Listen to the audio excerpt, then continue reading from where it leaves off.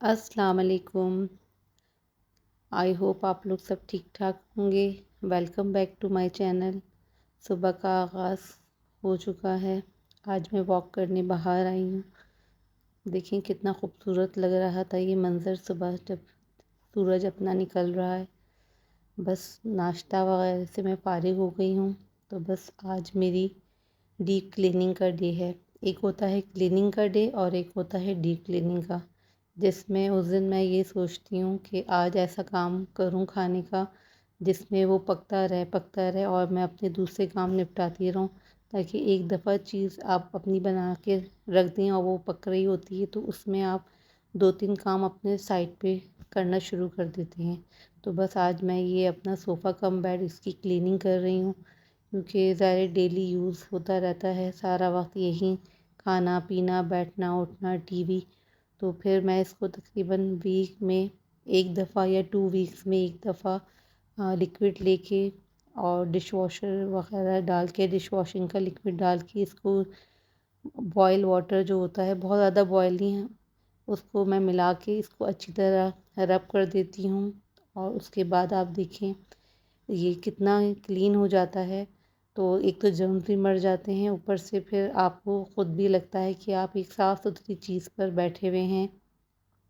बस मैंने यहाँ पर दालें भिगो दी हैं, क्योंकि आज मैंने जो अपना तमाम काम फैलाया हुआ है तो मैंने हलीम बनाना था। और हलीम मैं बहुत क्विक उससे बनाती हूँ, ताकि ये ना हो कि रात से पक रहा है या रात से दालें भीगी हुई हैं, क्योंकि अब आपको पता है इतना चीज़ें भी वो नहीं रही हैं प्योर के बहुत ज़्यादा उनको गलाना पड़े या बहुत ज़्यादा उन पे मेहनत करनी पड़े। तो बस सुबह जब मैं नाश्ता बना रही थी तो मैंने दालों को लेके गर्म पानी में भिगो दिया था। दालें मैं अपनी फैमिली के हिसाब से लेती हूँ, जितनी मुझे चाहिए होती हैं। गंदम है, जौ है, ये सब मिला के मैं एक तरफ रख दूँगी नीम गर्म पानी में, ताकि ये हल्की आंच पे पकता रहे। उससे ये होगा कि दालें भीग जाएंगी। उसके बाद फिर मैं इसको बाद में चढ़ाऊँगी। यहाँ मैं दालों को धो रही हूँ, क्यों जौ के अंदर काफ़ी ज़्यादा छिलके होते हैं।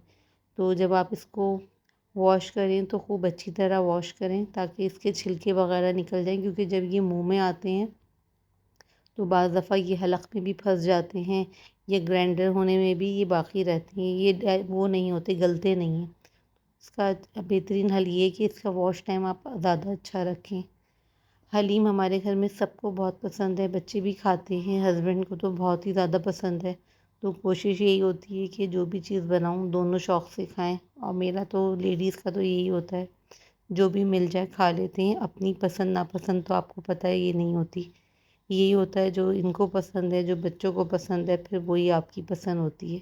और फिर सबसे बड़ी बात ये कि बना बना के पका पका के देख देख के आपका ख़ुद दिल भर जाता है। तो वो टेस्ट आपको ख़ुद अपने हाथ का नहीं लगता जो किसी दूसरे के हाथ का टेस्ट आता है।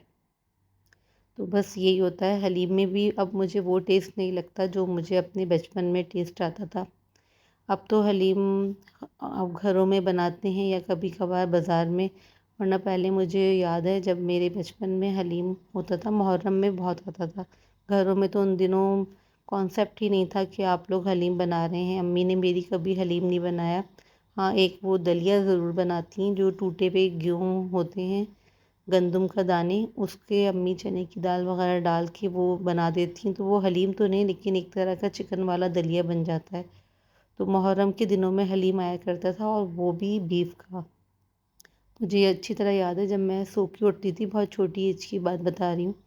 तो मैं सो के उठती थी तो अक्सर पतीली में मुहर्रम की जो 40 दिन होते थे उसमें किसी न किसी दिन हलीम रखा हुआ होता था, क्योंकि लोगों के यहाँ पहले रिवाज भी बहुत था कि आपने उसके भेजना है, उसके भेजना है। मश खूब देगें बना करती थी, पूरी रात पक्का करता था और सुबह ही सुबह बट जाया करता था। जब आप 8-9 बजे उठें तो आपके यहाँ हलीम आया हुआ होता था। तो मैं उठ के देखती थी और मैं वो हलीम में का ही नाश्ता किया करती थी। और वो टेस्ट इतना अच्छा लगता था कि अब आप कितनी भी अच्छी और मशहूर जगह से हलीम खा लें, आपको वो जायका आता ही नहीं है जो आपने अपने बचपन में चखा हुआ होता है। और ना ही अब लोगों में, लोग अभी भी करते हैं, अब कम कम रह गया है। लेकिन ये कि अब बांटने का भी मुझे लगता है रिवाज ख़त्म कर दिया है लोगों ने।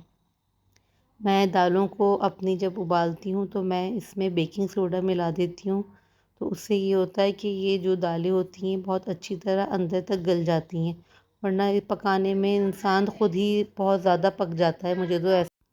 اور اگر گرمیوں کے دنوں اور آپ یہ چیزیں بنائیں، پورا گھر گرم، انسان تو ویسے ہی گرم ہو رہے ہوتے ہیں، اور یہ چیزیں کرنے سے تو پکانے کرنے سے ہر چیز میں گرمائی آ جاتی ہے۔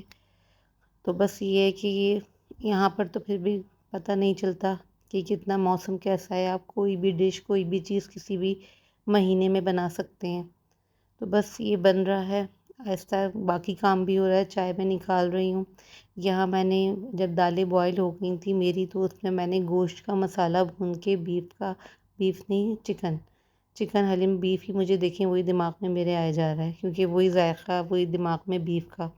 تو بس میں نے چکن مسالے میں بھون کے اچھی طرح میں نے دال میں ڈال دی تھی، دلیے میں اس میں۔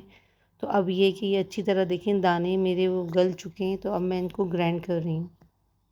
چکن ڈال کے آپ گرائنڈ مت کریے گا تو وہ بالکل ہی میش ہو جاتا ہے، اور وہ پھر ذائقہ بھی اچھا نہیں آتا۔ تو میں یہ کرتی ہوں کہ اس کو پہلے ہی نکال کے سیپریٹ کر لیتی ہوں، اس کے بعد ہاتھ سے کر کے اس کی باریک باریک جو اس کی لیئرز ہیں وہ اتار کے رکھ دیتی ہوں۔ جب یہ دانے اچھی طرح گرائنڈ ہو جاتے ہیں تو اس کے بعد میں اس کو مکس کر کے کافی دیر تک اس کو پکاتی ہوں۔ تو اس سے یہ ہوتا ہے کہ ایک ٹیکسچر اچھا بن جاتا ہے، اور کیا نام ہے اس میں گاڑھا پن بھی آ جاتا ہے، اور فلیور بھی جو چکن کے جو کہنا چاہیے یخنی ہوتی ہے وہ دلیے میں اس میں ہر چیز میں ایک اچھی طرح رچ بس جاتی ہے کہنا چاہیے۔ یہاں دیکھیں کتنا گاڑھا ہو گیا ہے، چکن کی کوانٹٹی آپ تھوڑی زیادہ ہی رکھیں تو اس سے یہ ہوتا ہے کہ آپ کا فلیور زیادہ اچھا آئے گا، اور یہ جتنا پکے گا اتنا ہی یہ دانہ اس کا جو ریشہ ہے چکن کا یہ سافٹ ہو جائے گا، اور آپ کی حلیم کے اندر مکس ہو جائے گا، اور جب آپ لوگ کھائیں گے تو کافی اچھا فلیور لگے گا۔ بس میں اس کو اچھی طرح پکا رہی ہوں تاکہ یہ نیچے نہ لگے، اور بار بار چیک کرتے رہیں۔ جس طرح زندگی میں سانس لینا ضروری ہے، اسی طرح گروسری کرنا بھی ڈیلی کی بہت ضروری ہے۔ بس میں اوپر اس کو پکتا ہوا چھوڑ کر آئی ہوں، تو بس کچھ چیزیں لینی تھی ڈیلی کی، آپ کو پتہ ہے، تو بس جلدی جلدی میں نیچے آئی۔ یہاں یہ سب سے بڑی آسانی ہے، ہر چیز آپ کی 2 قدم پہ گھر سے نیچے گھر کے سامنے آپ کو مل جاتی ہے، تو آپ کا ٹائم بھی آپ کا سیو ہو جاتا ہے، اور آپ اپنے دوسرے کام بھی آرام سے کر لیتے ہیں۔ بس اب میں یہ سامان اپنا لے کر آ گئی ہوں، تو بس یہاں میں بھگار کی تیاری کر رہی ہوں۔ بھگار آپ میں پیاز ڈالیں، کیونکہ جو چکن کا میں نے کرا تھا بہت لیس آئل میں نے اس کو فرائی کر کے اسی میں کہ بس وہ اس کے کچا پن نکل جائے چکن کا، تو وہ آپ اس میں ڈال دیں۔ بس یہ بھگار میرا ریڈی ہو رہا ہے۔ بھگار کوئی اتنا ہارڈ اینڈ فاسٹ رول نہیں ہے، آپ بس پیاز کا ہی بھگار لگا لیں تو وہ بہت اچھا آتا ہے۔ مسالے وغیرہ تو اس میں آلریڈی سب ایڈ ہیں، چاٹ مسالہ آپ سیپریٹ رکھ لیں جس کو تھوڑا اسپائس چاہیے ہو۔ ہاں، اس کے ساتھ آپ ہرا مسالہ ضرور کٹنگ کریں، میں اس میں الگ نہیں ڈالتی ہوں کیونکہ وہ پھر پک پک کے نرم ہو جاتا ہے، اور حلیم کے اپنے مسالے اتنے ہوتے ہیں کہ وہ اس کا اپنا فلیور رہتا ہے۔ اب یہاں میں نکال کے گارنشنگ کر رہی ہوں، تو بیٹی نے کہا میں تھوڑا سا شارٹ بنا لیتی ہوں، تو پھر میں نے یہ تھوڑا سا ڈش آؤٹ کر دیا۔ سیلڈ ضرور بنائیے گا۔ اب مجھے نہیں پتہ کہ ہر ایک کی فیملی میں کھائی جاتی ہے یا نہیں، لیکن ہماری فیملی میں بچے، میرے ہسبینڈ سیلڈ، یہ کچومر جو بھی آپ لوگ کہتے ہو، اس کو بہت پسند کرتے ہیں، تو سیلڈ اس کے ساتھ میں ضرور بناتی، بلکہ ڈیلی ہی بنتی ہے، لیکن خاص کر کے جس دن حلیم بنتا ہے تو اس دن سیلڈ ضرور بنتی ہے، اور ہرا مسالہ تو آپ کو پتہ ہے مسٹ ہے۔ تو بس یہ آپ کاٹ کے رکھیں جس کو جتنے حساب سے چیزیں ڈالنی ہوں گی، کیونکہ ہر ایک کو مسالے میں سب چیز پسند نہیں ہوتی ہے، کسی کو ادرک نہیں پسند، کسی کو پیاز نہیں پسند، کسی کو مرچیں نہیں چاہیے ہوتی، تو اس سے یہ آسانی رہتی ہے کہ وہ ایک تو حلیم میں نکال نکال کے سائڈ پہ نہیں کرے گا، اوپر سے جتنا ڈالنا ہوگا اپنے حساب سے ڈال لے گا۔ نمک کی کوانٹٹی لیس کریں تاکہ یہ کہ جس کو کم زیادہ لگے